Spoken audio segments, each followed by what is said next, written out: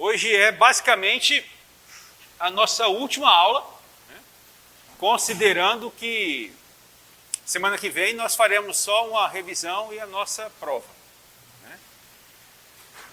né? Hoje nós vamos falar do capítulo 14 até o capítulo 21, que é onde finaliza, né, o Evangelho de João. Vamos dar só uma revisada em tudo que a gente sabe até agora, embora eu tenha certeza que essa revisão é um negócio completamente desnecessário, considerando que vocês sabem todas as coisas. Fala amém, irmão? Aleluia!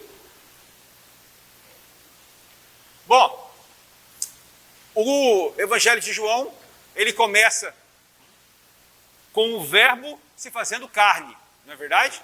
Onde Jesus é apresentado ao mundo. Eu recomendo que você preste bastante atenção nisso que eu vou falar agora, sim? Fica a dica, hashtag fica a dica, né? No capítulo 1, então, o verbo se faz carne, é ou não é verdade? Jesus é apresentado ao mundo. No capítulo 2, o que acontece? Alguém lembra? No capítulo 2 é feita a transformação da água em vinho, não é? Que é um milagre que só é relatado no Evangelho de João. É no capítulo 2 que Jesus começa a fazer os seus milagres de forma pública, né? Esses milagres chamam a atenção de um camarada chamado Nicodemos. Jesus conversa com ele no capítulo 3 de João, não é? Depois, Jesus passa em Samaria, né? E lá ele conversa com a mulher samaritana, converte ela e muitos da cidade em que ela mora se cá. Esse é o capítulo 4. Não é? No capítulo 5 do Evangelho de João, o que acontece? A cura no tanque de Betesda, não é? Isso é o relato do capítulo 5. No capítulo 5, começa a haver uma maior divergência entre Jesus e os líderes religiosos. Esse é então o capítulo 5. No capítulo 6, acontece o sinal, o milagre, que é narrado em todos os evangelhos, que é a multiplicação do pão, né, e do peixe, dos pães e dos peixes. Perfeito? Esse é o capítulo 6. No capítulo 7, Jesus vai para a festa das cabanas e lá ele começa a pregar no templo. No capítulo 8, os líderes religiosos levam para Jesus uma mulher surpreendida em adultério. É ou não é verdade? Esse é o capítulo 8. Ali, Jesus diz uma dos versículos mais célebres da Bíblia, não é? Que ele mostra para todos que todos estão em pecado, né? E aquele que não estiver em pecado, que seja o primeiro a lançar a pedra, né? E ali a mulher é absolvida por Jesus. Esse é o capítulo 8. O que acontece no capítulo 9? No capítulo 9, Jesus cura o cego, não é? E no capítulo 10, Jesus é o bom pastor. Ele é a porta do aprisco, onde estão as ovelhas, onde nós estamos. No capítulo 11, ele ressuscita Lázaro, não é? E ali é o estupim para que os judeus realmente queiram matá-lo. No capítulo 12, ele é ungido na casa de Lázaro, por Maria. Isso é João que diz, porque Marcos e Mateus dizem que ele estava na casa de Simão o leproso, né, como a gente já estudou, né? Esse é o capítulo 12. No capítulo 13, Jesus é um exemplo de humildade, lavando os pés dos discípulos, né? E no capítulo 14, Jesus fortalece os discípulos para o que há de vir.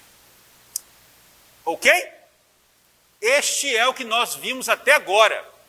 Daqui para frente, nós vamos falar mais acerca do capítulo 14 e daquilo que há de vir. Joia? Então vamos lá. O capítulo 14 começa com um dos textos mais conhecidos da Bíblia, que é inclusive uma canção, não é? Não se turbe o vosso coração, creste em Deus e também em mim. Na casa de meu pai há muitas moradas. Se não fosse assim, eu lhes teria dito, vou preparar-lhes lugar. E se forem lhes preparar lugar, voltarei e os levarei para mim, para que vocês estejam onde eu estiver. Vocês conhecem o caminho para onde eu vou. É o famoso, não se turbe o vosso coração, creste em Deus e também em mim. Eu sou horrível cantando. Tragédia. Esse versículo, ele é muito interessante porque as pessoas, há várias interpretações, né? Uma delas, a mais comum, é que Jesus está falando de quê aqui? Do céu, né? Que credes em Deus também em mim, na casa de meu pai há muitas moradas, o céu há muitas moradas. Mas há também outra interpretação, essa focada no Evangelho de João, que diz o seguinte: no Evangelho de João, qual é a casa do Pai? Se a gente for olhar para o Evangelho de João, a casa do Pai, Jesus fala sobre isso no capítulo 2. A casa do Pai é o templo, não é? A casa do Pai é o templo. O templo, o próprio Jesus fala, vocês destruam esse templo e eu o levantarei em 3 dias. O templo é o próprio Cristo. O Cristo é a igreja, não é verdade? Então, aqui fala-se da igreja. Jesus vai nos levar para a igreja. E lá há muitas moradas. As moradas somos nós. Somos nós. Né? Se você observar, ele vai levar, não é para algum lugar. Voltarei, os levarei para mim. Para mim. Não, a gente não está falando de uma localização. Não é um local aqui. Nós estamos falando do próprio Cristo. Esse é o João 14, 1, que vai do 1 ao 4. Então nós estamos falando aqui do próprio Jesus. Então Tomé diz o seguinte: Senhor, nós não sabemos para onde vais. Como então poderemos saber o caminho? Jesus responde com um outro texto clássico que está lá em João 14, 6, que é: eu sou o caminho, a verdade e a vida. Ninguém vem ao Pai a não ser por mim. Esse versículo, ele é poderoso. Por quê? Porque aqui toda religião cai por terra. O que Jesus está falando aí? Que Ele é o caminho. Ele é a única forma de chegar ao Pai. Não existe nenhuma religião que leva a Deus. Não existe nenhum sacrifício, esforço seu que te leve a Deus. O que nos leva a Deus é Cristo. Ele é o caminho e o Pai é o destino. Não é verdade? Se vocês realmente me conhecessem, conheceriam também o meu Pai. Já agora vocês o conhecem e o têm visto.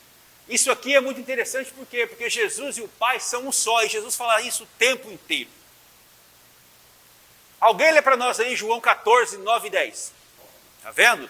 Em um texto só, Jesus fala várias vezes que ele e o Pai são um só. Olhem só. Vamos detalhar um pouco mais João 14, 9 e 10. Eu estou no Pai e o Pai está em mim. Um está no outro, eles são o mesmo. As palavras que lhe digo não são apenas minhas. Não sou somente eu que estou dizendo. Sou eu e o Pai. O Pai que vive em mim está realizando a sua obra. Eu sou um recurso do Pai para que a obra possa ser realizada. Com tudo isso, o que Jesus quer? Que nós creiamos nele. Não é? Que ele e o Pai são um só. Jesus está sempre falando do Pai. Jesus menciona o nome do Pai no Evangelho de João 124 vezes. Dessas, 43 são só no sermão da última ceia. O sermão da última ceia, como nós sabemos, vai do capítulo 13 ao capítulo 16 do livro de João, não é?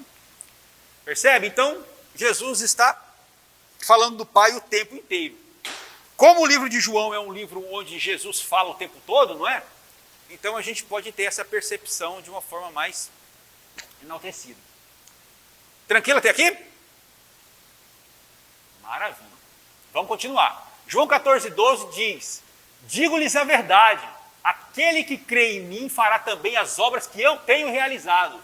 Fará coisas ainda maiores do que essas, porque eu estou indo para o Pai. Esse versículo também é muito importante. Por quê? Porque aqui Jesus fala acerca do Espírito Santo. Né? Ele precisa ir, né, para que o Espírito Santo venha e faça morada em nós. O que é interessante a gente observar aqui é que neste momento Jesus não estava em nós, Jesus estava entre nós. Mas a partir do momento que ele volta para o Pai, ele passa a morar em nós e não mais entre nós, né? Porque aí o Espírito Santo também entra em ação.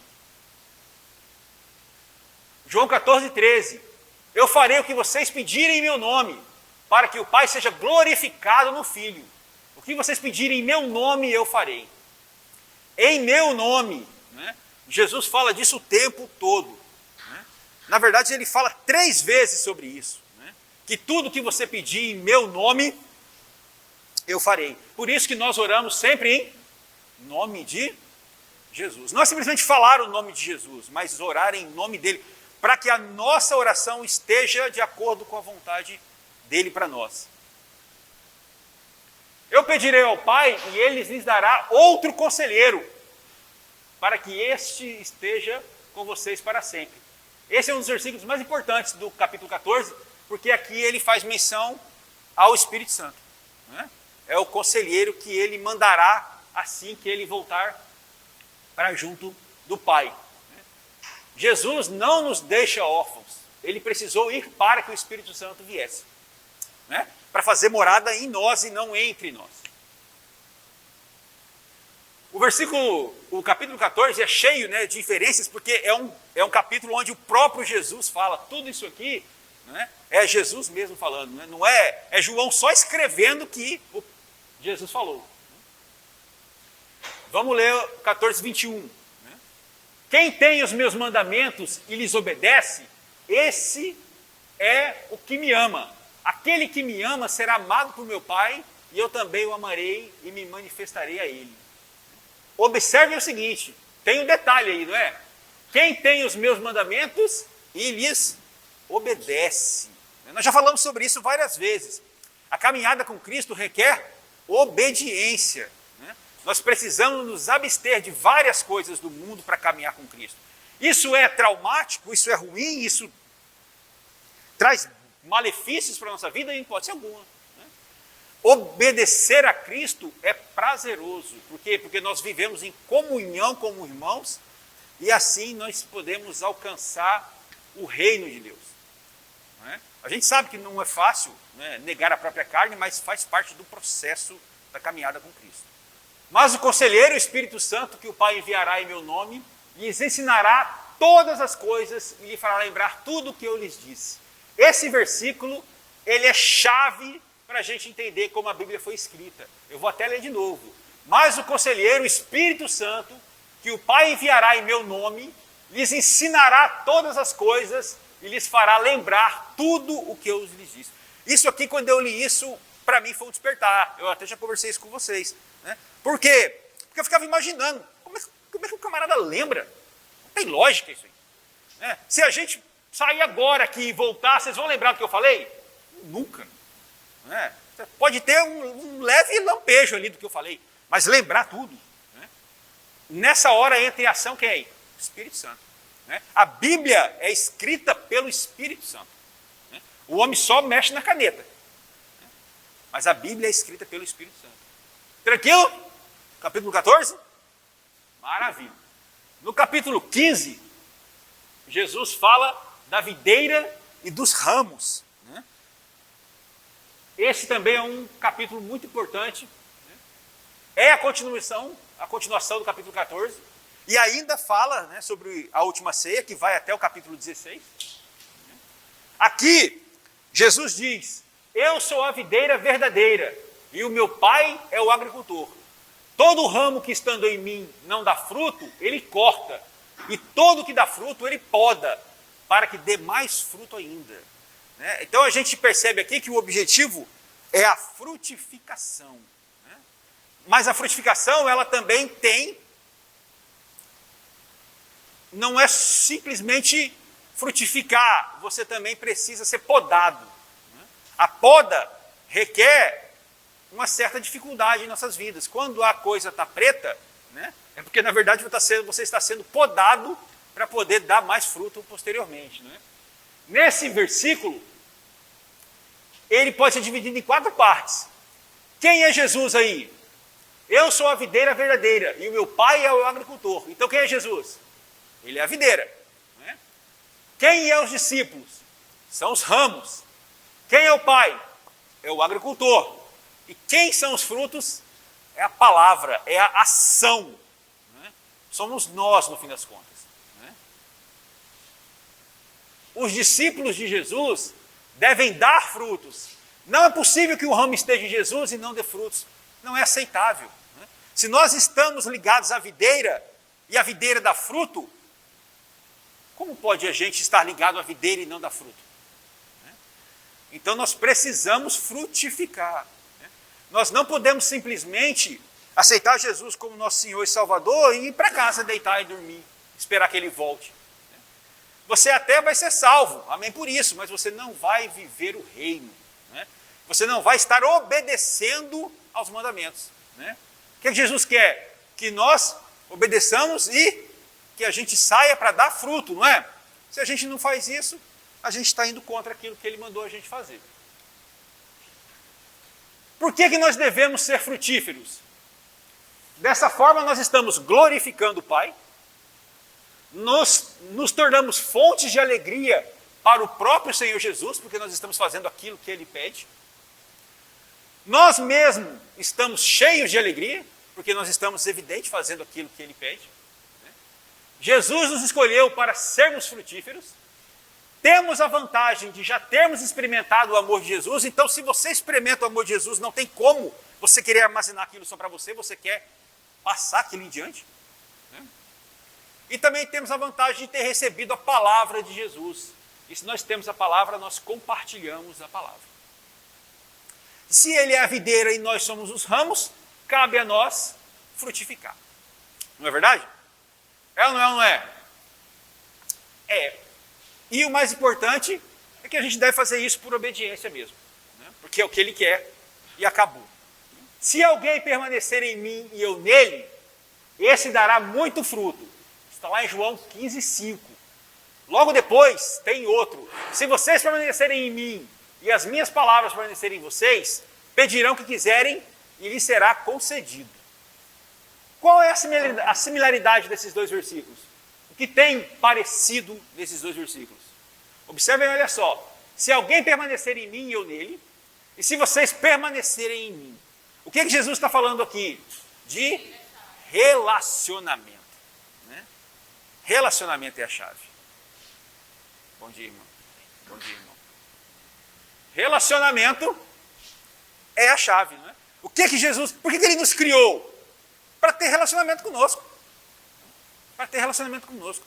O Wagner me falou uma coisa ontem, eu falei, caraca, cara, que revelação bacana. Deus é tão interessado em relacionamento que Ele se fez 3.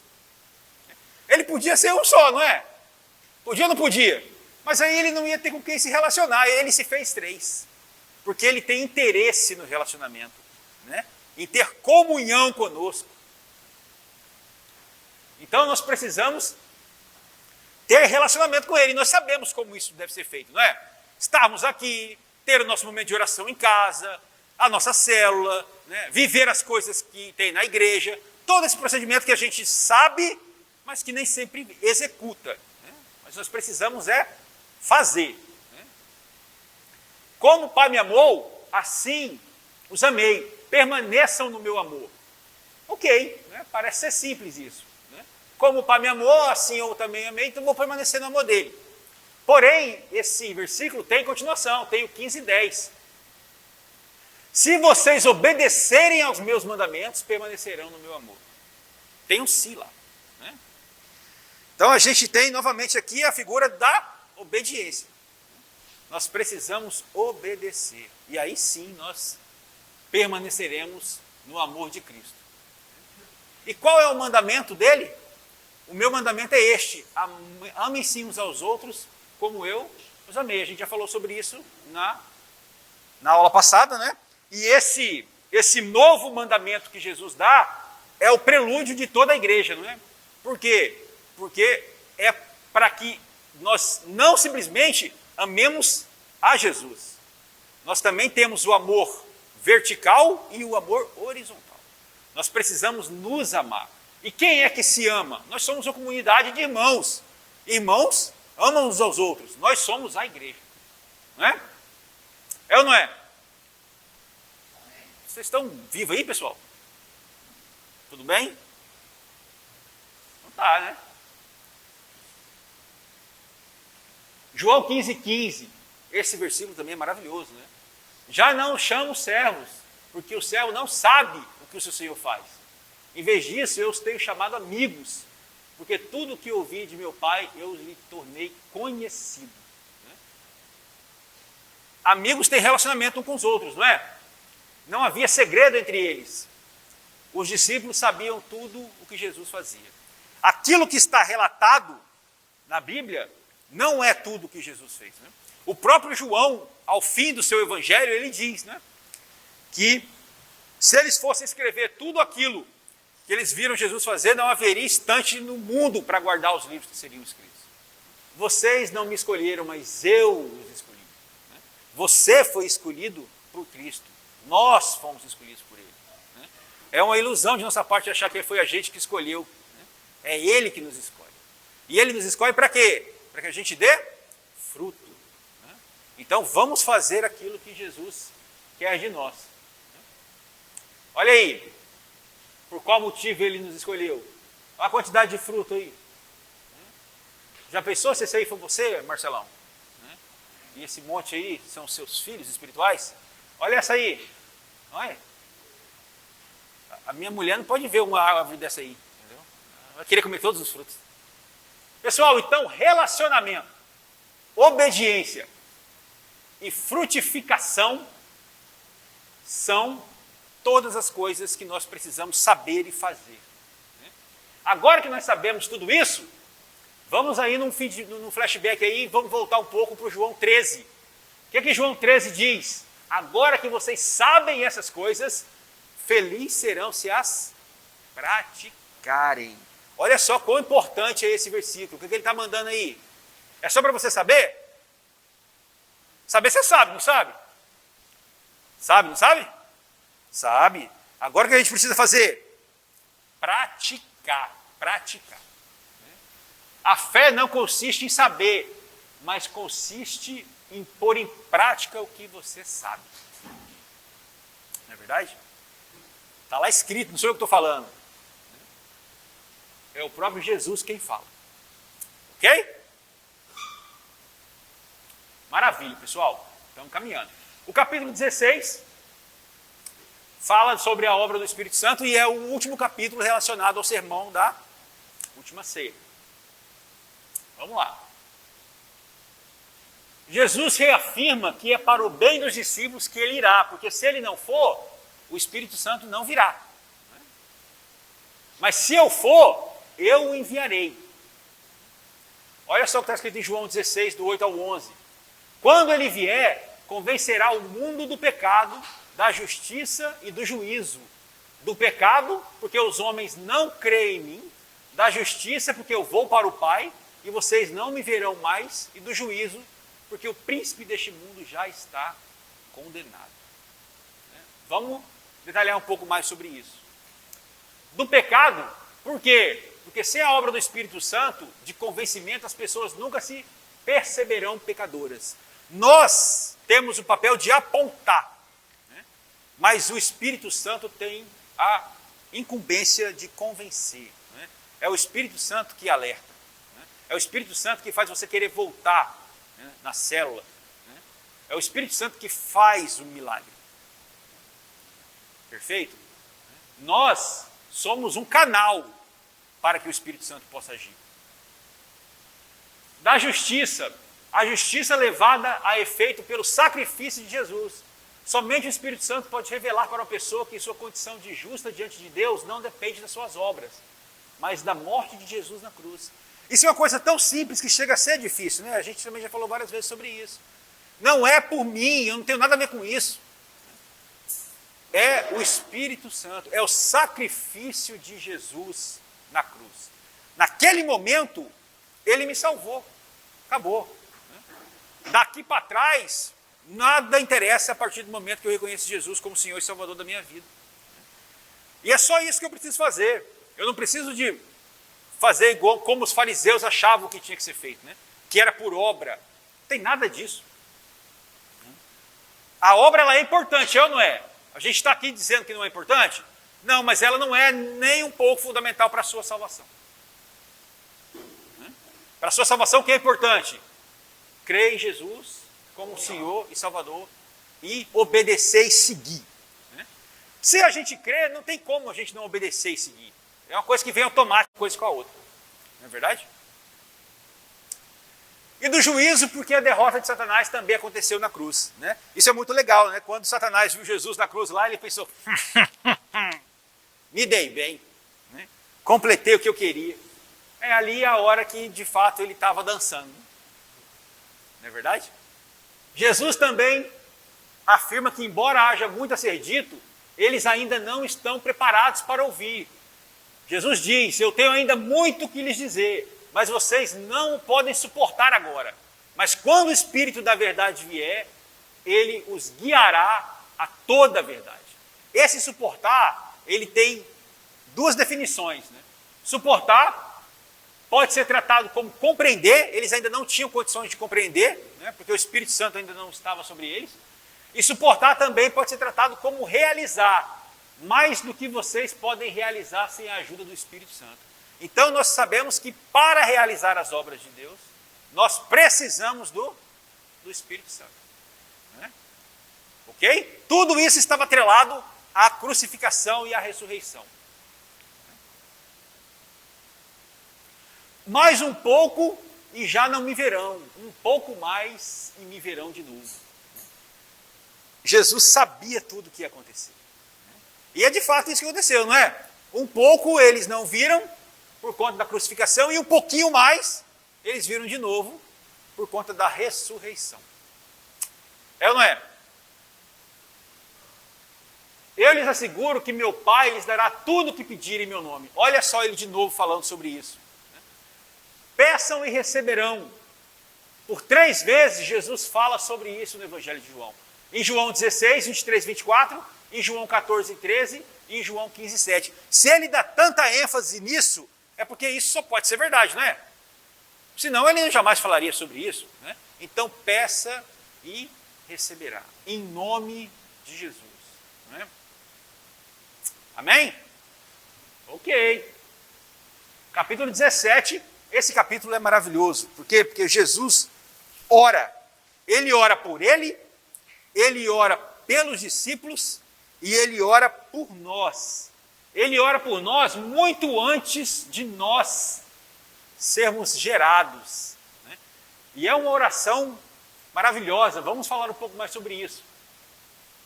Do versículo 1 ao 5, Jesus invoca a sua própria vida e obra. No versículo 6 ao 19, Jesus ora por os seus discípulos. E do versículo 20 ao 26, Jesus ora por aqueles que viriam a crer nele. O que ele diz? Pai, chegou a hora, o meu tempo aqui está completo. A partir daqui, eu já fiz o que tinha que ser feito, fiz com maestria, mesmo sendo homem, eu não pequei, eu estou pronto para voltar ao Pai, porque a minha obra está consumada. João é o autor bíblico que mais usa a palavra glória. São 41 vezes que ele fala sobre a glória do Pai. Glorifica-me junto a ti, com a glória que eu tinha contigo antes que o mundo existisse. Lembra do começo de João? Qual que é o primeiro itemzinho lá, a primeira palavra do Evangelho de João?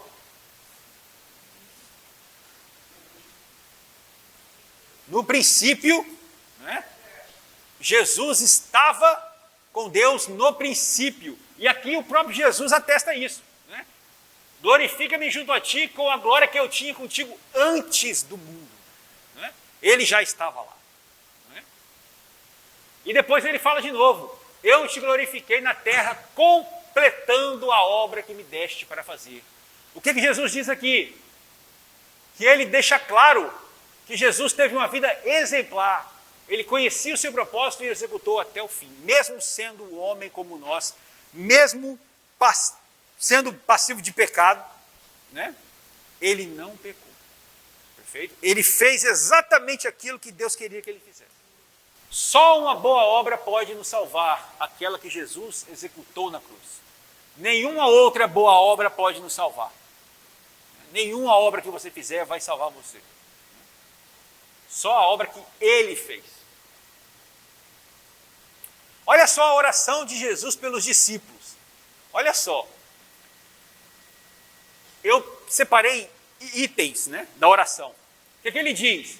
Jesus, eles têm obedecido a tua palavra. Eles reconheceram de fato que eu vim de ti. Eles creram que me enviaste. Eu rogo por eles, não pelo mundo, mas por eles.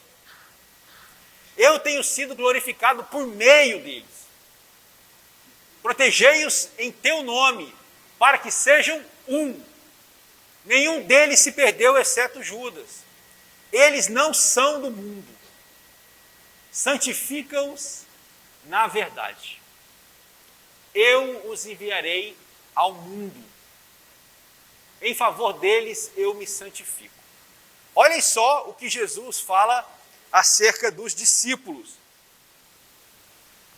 Quando a gente lê esse texto, nós temos certeza que Jesus ele é positivista, não é? Por quê? Porque os apóstolos não eram perfeitos. Eles não eram perfeitos. Mas quando observamos a maneira como Jesus apresentou ao Pai, temos a impressão de que de fato eles eram perfeitos. Não é? Por que isso? Porque quando o Pai olha para nós, ele não nos vê, ele vê Cristo em nós. E Cristo é perfeito. Não é? Então, se fosse para nos ver, você tinha alguma chance, irmão? Fala para mim. Nenhuma. Não é? Mas Deus vê Cristo em nós. Né? E é exatamente isso que Jesus está fazendo aí. Né? Aqui, Pedro ainda não estava convertido de fato. Né? Mas Jesus diz o quê? Que eles reconheceram que tu me enviaste, que eu sou, né, Cristo. Ele era positivista com os discípulos e ele é positivista conosco. Né? Conosco. Jesus ora também por todos os crentes. Olha só o que ele diz. Rogo também por aqueles que crerão em mim. Né? Nós. Né? Crerão por meio de quem? Da mensagem dos discípulos, os trabalhadores. Né? O recurso que ele estava deixando. Para que todos sejam um, para que nós sejamos uma comunidade, né? A igreja. Que eles estejam em nós, né? No Pai, no Filho e no Espírito Santo. Que eles sejam levados à plena unidade, o amor que tens por mim esteja neles e que eu neles esteja. Jesus ora pela igreja séculos à frente. Não é verdade? É isso que ele está fazendo ali. Foram 4 transições para que Deus os alcançasse. Isso aqui eu achei muito bacana. O que aconteceu? Primeiro, Deus olhou e falou, rapaz, eu vou ter que mandar Jesus lá, não vai ter boca não. Aí Deus vai, manda Jesus. Aí Jesus cumpre o seu papel e fala, agora eu vou e vou mandar quem? O Espírito Santo. O Espírito Santo habita nos discípulos e os discípulos chegam na gente. Então, são 4 etapas até que nós pudéssemos ser salvos. Até aqui tudo bem, pessoal? Vocês estão vivos aí? Em paz? Então, maravilha. Vamos agora para o capítulo 18, onde Jesus é preso. Esse episódio, ele é narrado nos 4 evangelhos. Assim como, qual é o milagre que é narrado nos 4 evangelhos? A multiplicação do pão, né? Muito bem. Tendo terminado de orar, presta atenção, tendo terminado de orar, Jesus foi com os seus discípulos para um olival. Judas, o traidor, conhecia aquele lugar porque fora ali muitas vezes com Jesus. Então Judas foi para lá com um destacamento de soldados e alguns guardas enviados pelos chefes dos sacerdotes e fariseus, levando tochas e armas. Aqui, eu queria dar uma ênfase para o destacamento, né, porque eu fui ler sobre isso e achei um absurdo. Né? O destacamento romano, ele tinha mais ou menos de 450 a 600 homens. Então, foi mais ou menos essa quantidade de gente aí para ir lá buscar Jesus. Alguém dá uma lidinha para nós aí em Atos 23, 23. Era costume romano mandar esse número aí para mostrar força, poder. Lê para nós aí Atos 23, 23, por favor. O que eles estavam fazendo aí? Eles estavam levando Paulo. Né? Quantas pessoas? 470. Então, os romanos eram bem exagerados mesmo. 600 pessoas estavam lá para buscar Jesus. Esse relato se dá em João 18, do 4 ao 10. Jesus diz, Jesus sabendo que tudo que ia acontecer, sai e lhes pergunta, a quem vocês estão procurando? Os soldados dizem, a Jesus de Nazaré. Jesus diz, sou eu. Quando Jesus disse, sou eu, eles recuaram e caíram por terra. Jesus lhes perguntou novamente, e após confirmar que era ele, pediu que deixassem ir embora os seus homens. Simão Pedro, que trazia uma espada, tirou-a e feriu um servo do sumo sacerdote, decepando-lhe a orelha. Jesus, porém, ordena a Pedro, guarde a espada, acaso não haverei de beber o cálice que o Pai me deu? Aqui tem uns detalhes interessantes dessa conversa. A primeira, que a gente já percebe na hora, é que não há no Evangelho de João nenhuma citação de que Judas beijou Jesus para identificá-lo. Não há. A gente sabe isso por conta dos outros evangelhos. O episódio da orelha do servo é relatado nos 4 evangelhos. Porém, o nome de Pedro e Malco só são citados no Evangelho de João. E somente no Evangelho de Lucas é que há o relato de que Jesus cura a orelha de Malco. Então, por isso que é legal a gente estudar todos os evangelhos, né? E também, daqui uns dias, vocês vão ter a disciplina dos evangelhos sinóticos, né? Que também explica todos esses detalhes. Ok? Assim, Jesus foi levado primeiro a Anás, que era sogro de Caifás, o sumo sacerdote naquele ano. Tá? Por que ele foi levado primeiro a Anás? Anás tinha sido deposto do cargo de sumo sacerdote pelos romanos, mas provavelmente ele ainda era considerado por muitos como o verdadeiro sumo sacerdote. Pedro e João seguiram Jesus. Como João era conhecido do sumo sacerdote, ele entrou com Jesus no pátio da casa. Pedro ficou do lado de fora.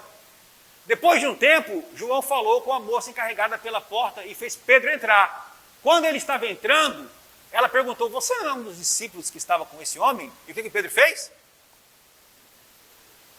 Eu não sou. Né? Já mandou a primeira vez da negação. Fazia frio e os servos e os guardas estavam ao redor de uma fogueira, se aquecendo. Pedro também está com eles quando lhe perguntam, você não é um dos discípulos dele? O que ele diz? Eu não sou.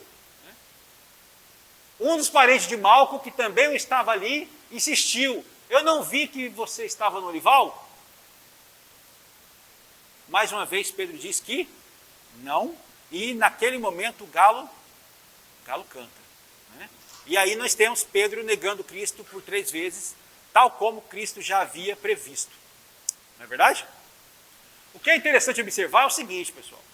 Pedro negou o Senhor, mas ele foi corajoso e estava pronto para morrer por Jesus.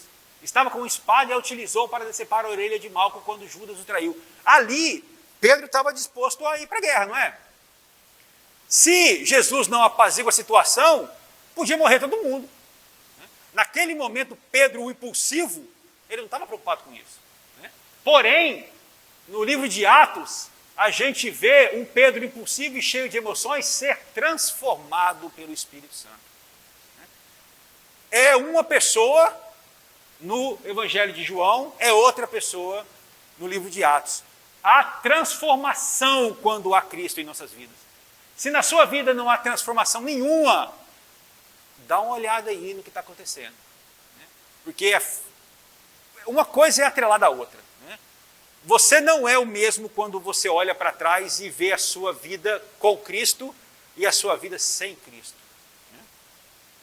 A vida de Pedro foi transformada, não é? Assim como muitas outras vidas. Né? Existe uma característica comum aos homens de Deus citados na Bíblia. Eles terem aprendido 3 lições, observem esse detalhe. 1, o Senhor lhes ensinou que eles não eram ninguém.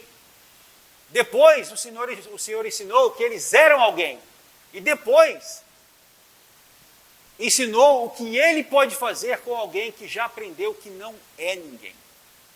Tá certo? Então, primeiro, o Senhor nos ensina que nós não somos nada, depois que nós somos, e aquilo que ele pode fazer com aquele que sabe que não é nada. Tá? Vamos ver exemplos disso. Moisés. Moisés é um exemplo disso. Ele viveu 120 anos e pôde ter a sua vida dividida em 3 períodos. Nos primeiros 40 anos, Deus ensinou a Moisés que ele não era ninguém. Né? Moisés, nós sabemos a história dele. Né? Ele matou o egípcio, teve toda uma consequência com relação a isso. Né? Depois, ele passou 40 anos no deserto ali, ele aprendeu que ele podia ser alguém. E nos últimos 40 anos, quando livrou o povo do Egito e da escravidão de Faraó, Moisés aprendeu o que Deus pode fazer com alguém que aprendeu que não é ninguém. Moisés estava preparado naquele momento. Ele sabia que nada ele podia fazer, a não ser que Deus estivesse com ele. O mesmo acontece com Pedro. A mesma metodologia pode ser aplicada na peregrinação de fé de Pedro. Primeiro, o Senhor ensinou a Pedro que ele não era ninguém. Quando foi isso? Exatamente quando ele nega Cristo por 3 vezes. Né? Deve ter aprendido essa lição quando saiu chorando amargamente, porque ele percebeu que ali ele não era ninguém. Depois, Jesus tem um encontro com Pedro. Lá no capítulo 21, nós vamos falar sobre isso depois. Ali, Jesus fortifica a Pedro e diz para ele que de fato ele é alguém. E o resto da vida de Pedro, relatado em Atos, mostra que ele aprendeu muito bem essa lição e teve a vida transformada e por conta disso transformou também as nossas próprias vidas. É ou não é? Ok? Tudo bem? Então tá bom. Os judeus levaram Jesus na casa de Caifás para o pretório e Pilatos saiu para falar com ele. Vejamos o diálogo deles. Pilatos diz: que acusação vocês têm contra esse homem? Os judeus dizem: se ele não fosse criminoso, não teríamos entregado a ti. Pilatos diz: levem-no e julguem-no conforme a lei de vocês. Mas nós não temos o direito de executar ninguém. Pilatos conversou com Jesus e não achou nele motivo de acusação. Então Pilatos diz: segundo a lei de vocês, devo libertar um prisioneiro por ocasião da Páscoa. Querem que eu solte o rei dos judeus? Não, ele não. Nós queremos Barrabás. Tá certo? Então, a gente vê aí que, infelizmente, os líderes religiosos, eles conseguiram movimentar a multidão toda e, nesse momento, tudo que estava previsto acontece. Barrabás é solto e Jesus é caminhado para a crucificação. Jesus é condenado, então, crucificado.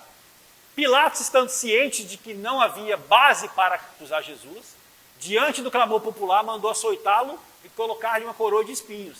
Depois disso, ainda tentou livrá-lo da morte, mas temendo uma revolta, acabou cedendo à pressão e encaminhando Jesus para a crucificação. Jesus carregou a sua própria cruz até o lugar chamado Gólgota. Ali o crucificaram com mais 2 homens, um de cada lado. É interessante observar que o Evangelho de João não traz relatos mais aprimorados da crucificação. O objetivo de João é falar da parte espiritual do processo todo. Aqui, por exemplo, o que está escrito aqui? Que Jesus carregou a sua própria cruz. Nos outros evangelhos diz que quem carregou a cruz para Jesus? Quem sabe? Simão. Simão carregou a cruz para Jesus. Aqui foi crucificado mais 2 homens, mas não diz quem eram esses homens. Não há detalhes acerca da crucificação. Isso não é importante para o relato de João. Pilatos mandou preparar uma placa e pregou-a na cruz. E na placa dizia: Jesus Nazareno, o rei dos judeus. aqui é o que eu falei, né? O Evangelho de João destaca mais o sacrifício espiritual de Jesus na cruz do que a crucificação em si. Né? Nesses versículos há todo o relato, né, da crucificação. Em Isaías 53, do 1 ao 12, né? Isaías já diz o que vai acontecer lá atrás, né? Ele já fala. Mateus e Marcos também dão mais detalhes acerca da crucificação. Interessante observar que Pilatos, ele foi irredutível com relação à placa, né? Que era uma coisa simplista, né?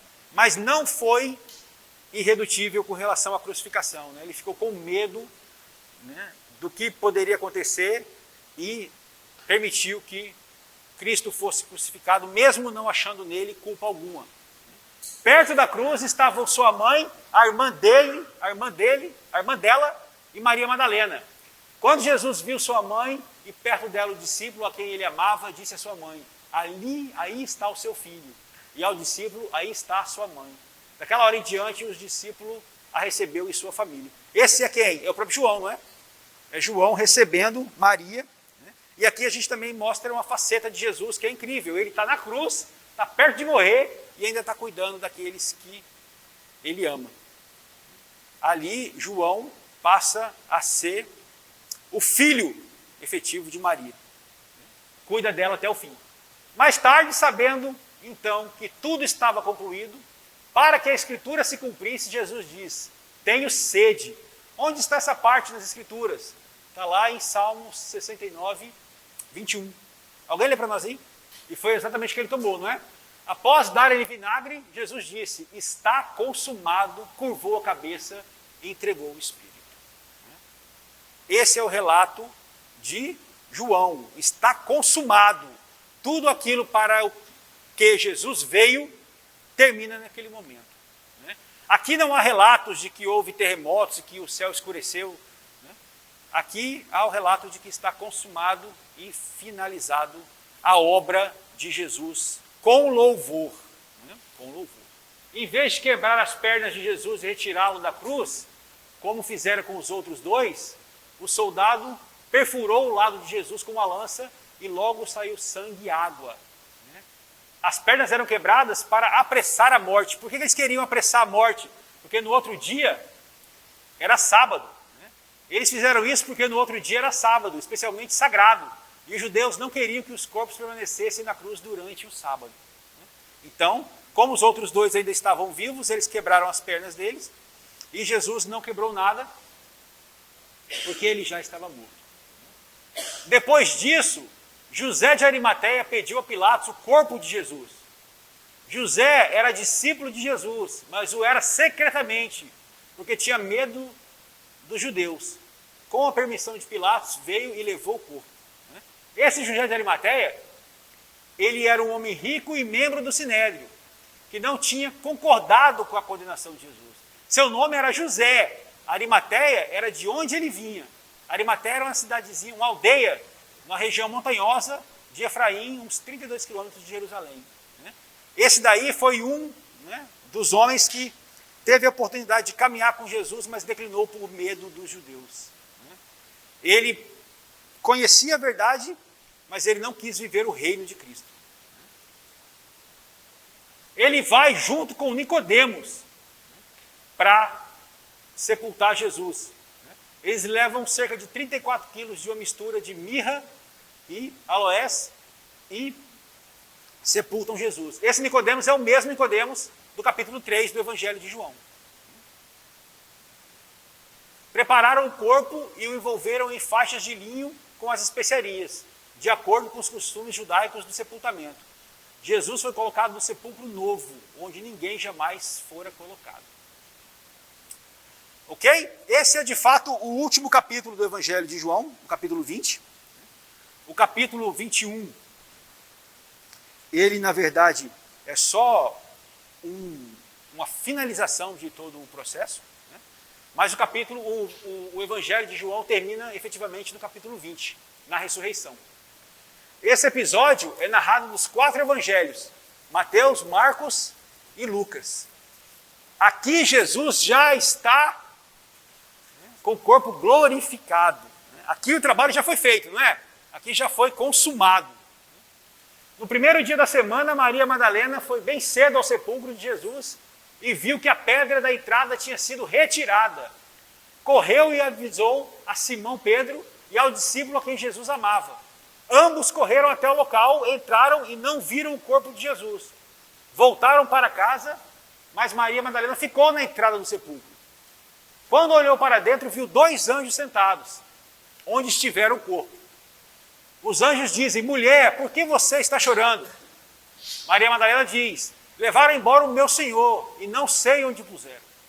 Nisso ela se volta e vê Jesus ali em pé, mas ela não o reconhece.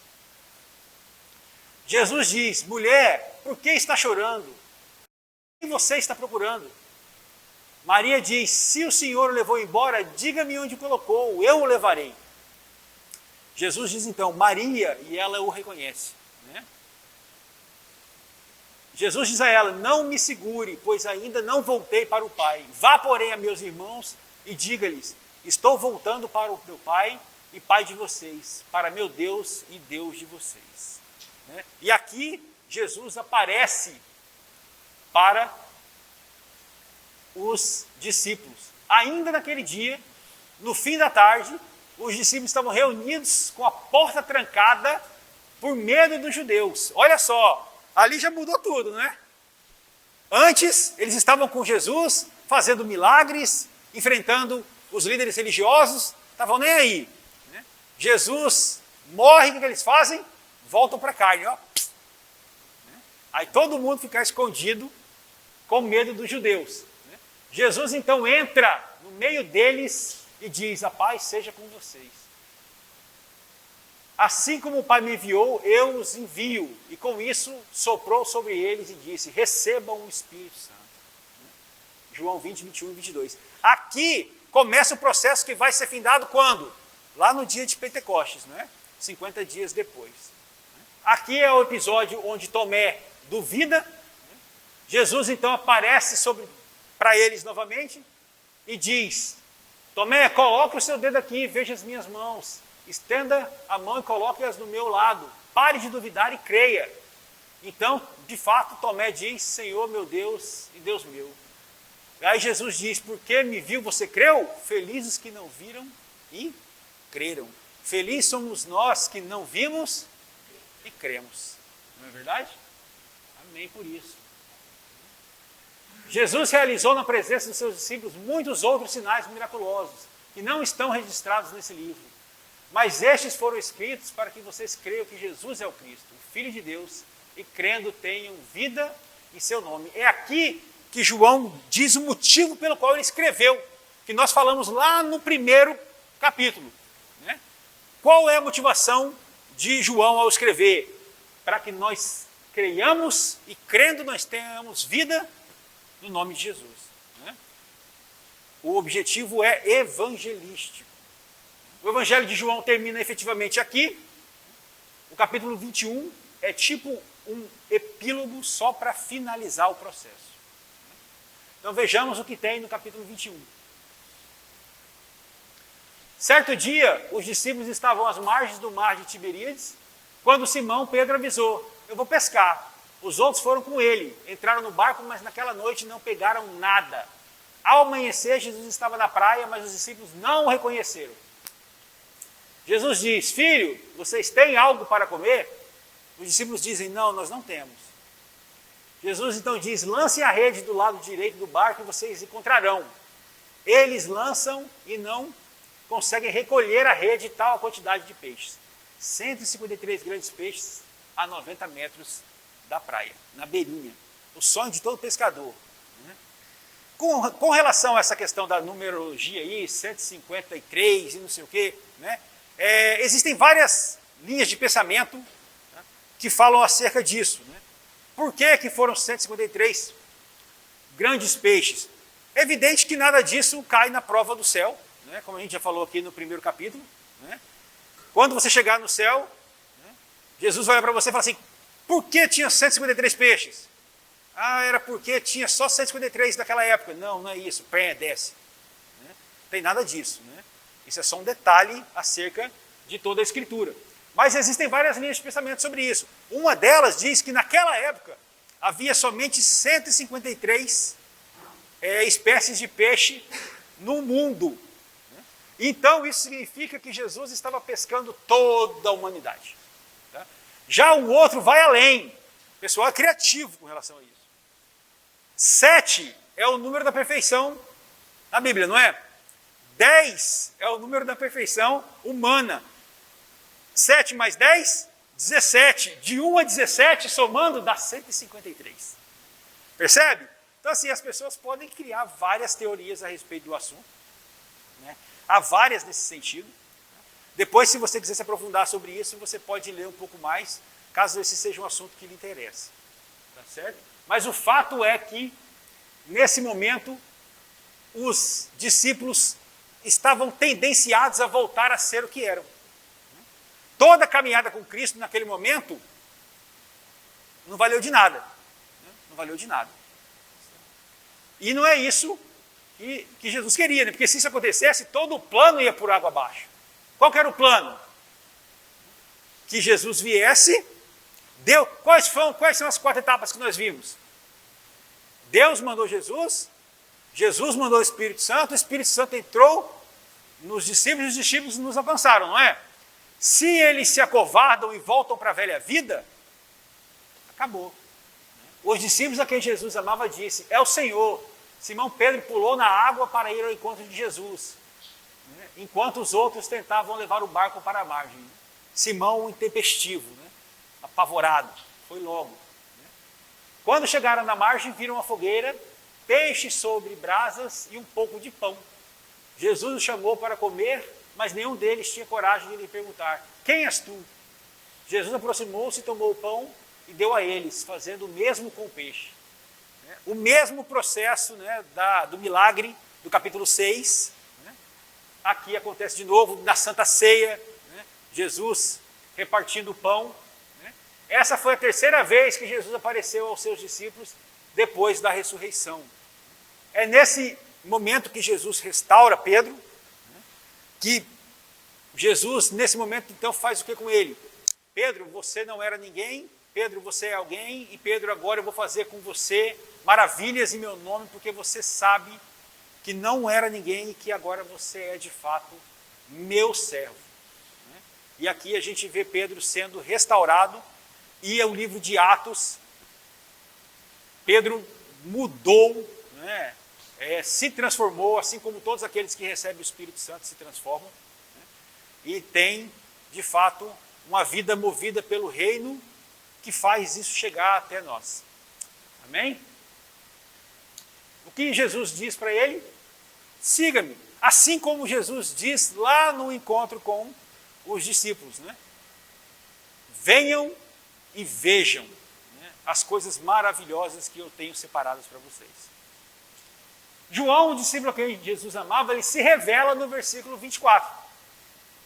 Este é o discípulo que dá testemunho das coisas e que as registrou. Sabemos que o seu testemunho é verdadeiro. Jesus fez também muitas outras coisas, e se cada uma delas fosse escrita, penso que nem mesmo no mundo inteiro haveria espaço suficiente para os livros que seriam escritos. Game over. Ok, pessoal? Então, nós fizemos aqui uma caminhada pelos 21 capítulos do Evangelho de João. Eu espero que a gente tenha aprofundado mais acerca do nosso conhecimento. Isso é verdade, A gente falou sobre isso aqui várias vezes. É importante que nós façamos as obras, mas nenhuma obra dessa salva. Nós não somos salvos pela obra, nós somos salvos pelo que foi consumado por Jesus na cruz. Daqui para frente, cabe a nós seguirmos com as obras para alcançar os próximos e dar fruto, que é o que a gente estudou hoje, inclusive. Ok, pessoal? Tá? Para a gente finalizar, eu quero passar um videozinho. Vocês lembram que eu falei acerca daquela série, o The Chosen, que relata a passagem de Jesus, e uma das passagens, dentre várias que estão lá, é justamente a cura do aleijado no tanque de Betesda. Né? E eu quero passar esse pedaço só para a gente dar uma olhada e você que ainda não assistiu a série, ficar interessado em de repente ver. Incrível, né? O que eu acho impressionante dessa série é que uma coisa é você ler, né? Outra coisa é você ver acontecendo. E eles são bem ricos com detalhes. Assim. Claro que nem tudo é o que está escrito na Bíblia. Né? Por exemplo, aqui nesse relato, eles dão um nome pro aleijado. Né? E a gente sabe que ele não tem nenhum nome nas Escrituras. Né? Mas aqui ele é chamado de Jessé. Né? Ele é irmão de Simão, o Zelote. Né? Então tem todo um enredo, mas é muito interessante, né? Você vê de fato acontecendo. Eu recomendo fortemente que todos vocês assistam. Tanto é possível baixar no aplicativo, quanto assistir no próprio site, como a gente acabou de fazer agora. Ok, pessoal? Maravilha? Muito obrigado, vamos ficar em pé, vamos ter uma palavra de oração.